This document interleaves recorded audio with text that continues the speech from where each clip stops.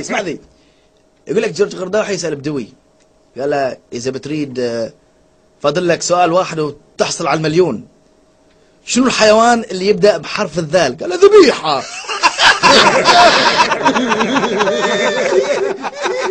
اسمع ذي، ان شاء الله شباب الكويتيين ما يزعلون علينا. يقول لك شرطي مرور يسأل محشش كويتي مخالف، قال له وين اجازة؟ قال يمكن في لندن بيروت.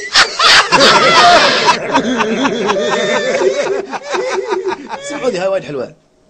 يقول لك محشش اتصل في الطوارئ، يقول لهم شباب في حال مسوي مسكول.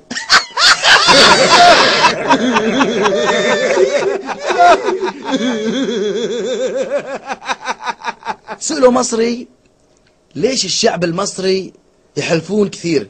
قال لو نبي ذي إشاعة.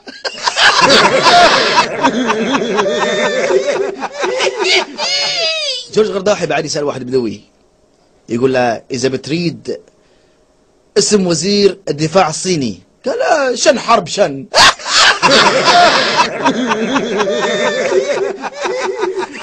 يقول لك موظف أرصاد جوية عنده بنتين، الصغيرة 18 والكبرى 23.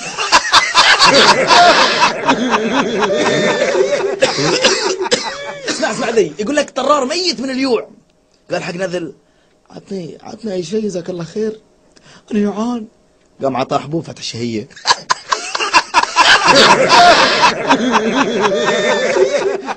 اسمع ذي. يقول لك في واحد قالوا له خلاص بندخلك الجنة، قال اوكي بس عندي شرط، الخميس والجمعة انا في البحرين.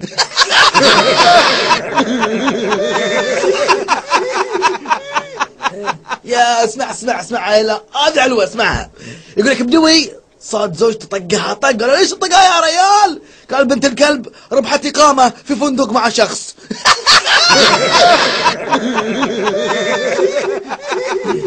يقول لكم في واحد نذل نجحوا عياله، شرى لهم كورة وقال لهم إذا نجحتوا السنة الجاية نفختها لكم. يقول لك محشش راح حق الدكتور يشتكي، حق الدكتور ويقول له دكتور أنا كله أحلم بقضاوة يلعبون كورة كل يوم. قال له دكتور لا تنام يومين. قال له المحشش شلون يا دكتور ما يقدر لأنه باشر بيلعبون النهائي. يقول لك في محشش يقول حق رفيجه كنا عيني حمراء، يقول له شو اسوي لك اذا صارت خضراء امشي. يقول لك واحد طلع فيها مسوي روح دكتور انقطعت نعاله خيطها وبعد اسبوع فك الخياطه.